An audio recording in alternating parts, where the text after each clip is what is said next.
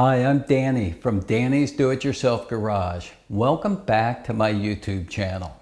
In this video, I'll go over everything you need to know about power windows. This way, you can feel confident diagnosing your own window problems. I'll start this video by showing you what's involved to make the window go up or down. This is a typical window motor. I have it on a stand to help demonstrate how it works. Inside there's two terminals. These control the motor. If I add two jumper leads, I can demonstrate how the motor switches polarity to go up or down. So if I put the red on the positive side of the battery and I put the black on the negative side of the battery, the motor is actually going to run. So let's do that. So in this case, the motor is going down. So your window would be going down right now. Now, if I switch the leads and take the black and put it on the positive side of the battery, and the red on the negative side of the battery, then the window motor will go up, and that'll make the window go up. Let me show you that again. I'm going to switch the leads. Black now is going to come over here, and red, and it goes the opposite way. So that's how a motor works. Reverse polarity, and it just switches the window from up to down. Many technicians test the window motor this way to quickly diagnose a faulty window motor. However, this involves removing the door panel, and more often than not, the motor is fine. There is a much easier way that involves diagnosing at the window master switch, which in most cases does not involve removing the panel. In this video, I'll be diving deeper into the window switch and wiring to show you how power windows operate. This should help you better understand window circuit operation and help you diagnose your own window problems. You should always consult the diagnostic information for the vehicle you're working on. The vehicle that I'm working on today is a 2009 Honda Civic. If you look at a typical window schematic, it'll look something like this. But if you break down the circuit, you'll see a battery, fuses, a master window switch, a left front window motor, left rear window motor, right front window motor, and a right rear window motor. So here's a quick overview when nothing is pressed at the switch. Both contacts in the master switch rest on the ground inside the switch. When I push the switch to make the window go up, the contact on the switch leaves the ground and connects to power.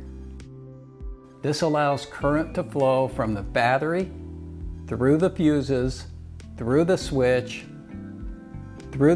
contacts, and through the motor. Then it returns to the ground side of the battery. This causes the window to go up.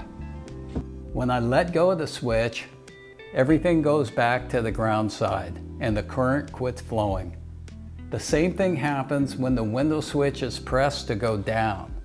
When I push the switch down, the contact leaves the ground side and connects to power.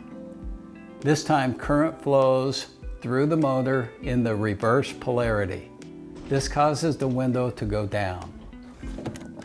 Now, once I remove the window switch, I'll go ahead and remove the connector.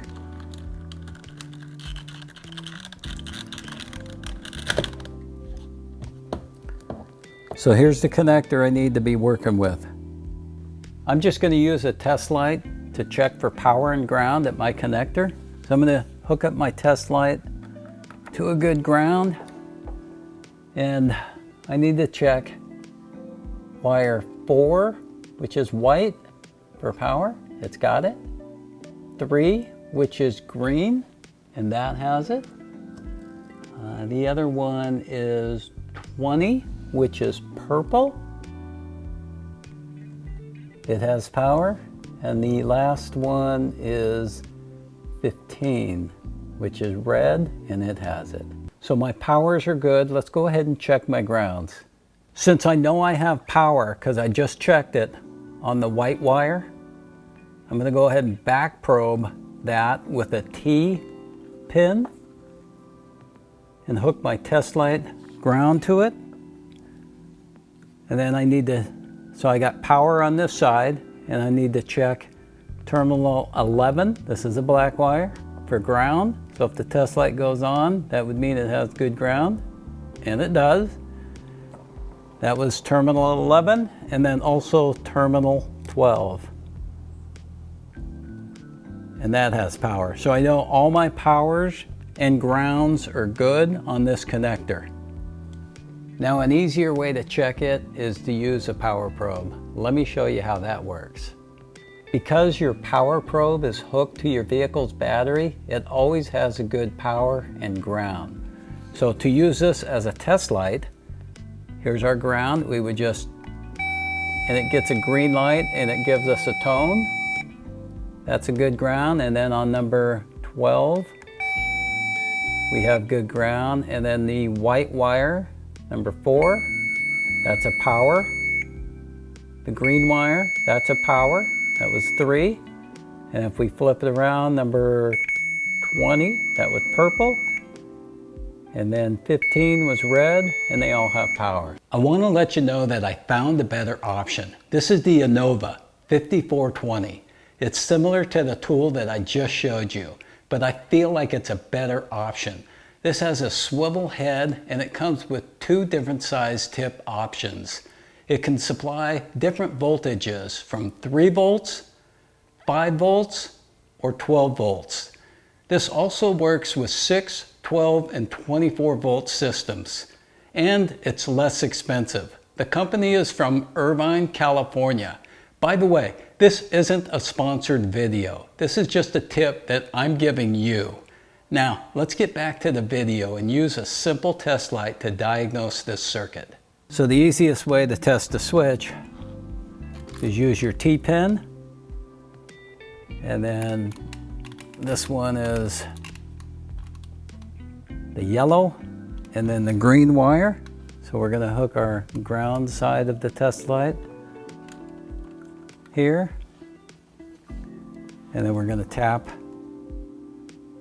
the green wire. So these wires go directly down to your motor.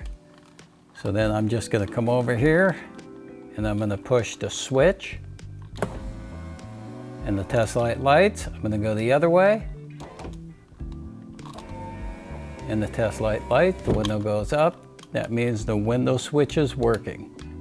So the next window we'll check is the left rear. That's going to be number 21 and 22. It's going to be a purple and a green, and we're going to put the T-pin in the purple here, back probe it,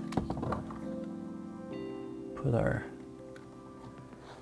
test light on there, and then we're gonna back probe the green here, and that works that way, and that works that way. And if it doesn't work, just make sure your lockout switch is on. See, if I do that, nothing works on any of the windows, and that'll really screw you up too. So make sure that lockout. There we go. Our next wires, let's do the passenger side. That's 1 and 2, brown and orange. So we got brown and orange right here. Let's go ahead and put the T-pin in the brown. And here we go. And let's do our passenger side. There you go, that works. And it goes the other way. So you would just do that to all your switches. All right, let's go ahead and use the power probe.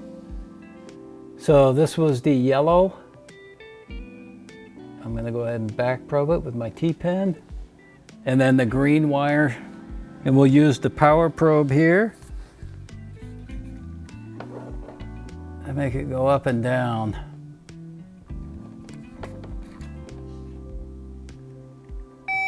So all I gotta do is push the button. So that's another way you can check it. And then to have it go up.